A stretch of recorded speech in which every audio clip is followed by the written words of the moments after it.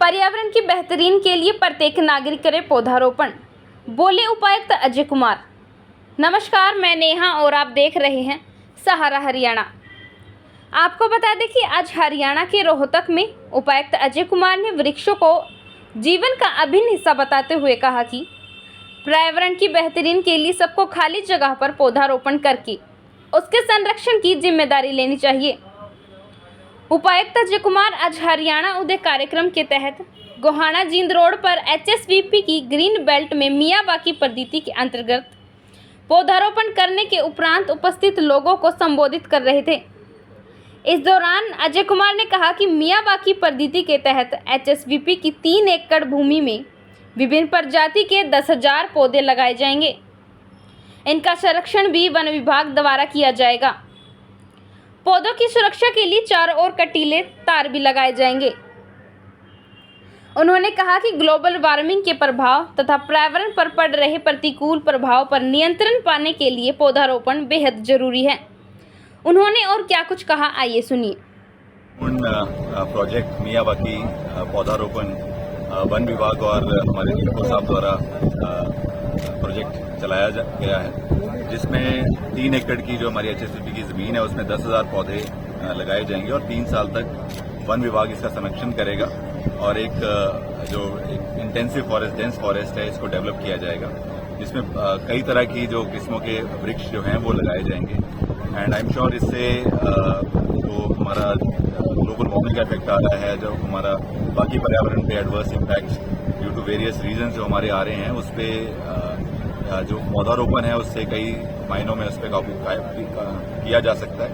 And इसके अतिरिक्त जो हमारे सरकार द्वारा पौधारोपण की मुहिम हर साल इस सीजन में चलाई जाती है, 5 लाख पौधे वन विभाग द्वारा तैयार किए गए हैं, जिसमें से 3 लाख डिस्ट्रीब्यूट किए जा चुके हैं और 1 लाख जो पौधे हैं वो विभिन्न विभागों द्वारा under various schemes and under various steps वो लगाए जा रहे हैं।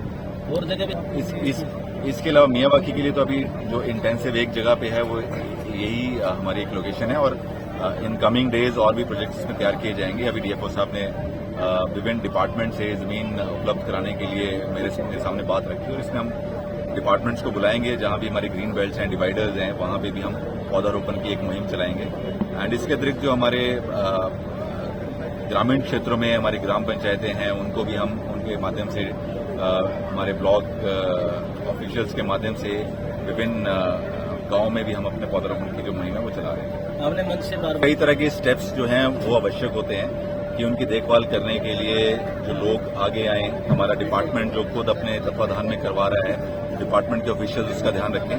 तो यहाँ इन सब बातों का ख्याल जो है वो रखा गया, इसकी फेंसिंग करवाई गई है और कर्मचारियों की या डिपार्टमेंट की पूरी ड्यूटी जो है 3 साल के लिए इसमें चिन्हित की गई है कि इसको सक्सेसफुल करेंगे। साथ ही साथ बाकी जगह जैसे पौधारोपण के लिए बहुत उल्लास रहता है, बहुत लोग उसमें एंथुजियाज्म से आगे आते हैं, लेकिन कहीं ना कहीं आगे जो उसको संभाल उसकी करनी होती है, उसके लिए कई बार कमियां रह जाती हैं, जिसकी वजह से हमारे जो परसेंटेज हैं, जो पौधे जितने सक्सेसफुल होने चाहिए उतने नहीं हो पाते। तो इस पे भी जो ध्यान देने की आवश्यकता है।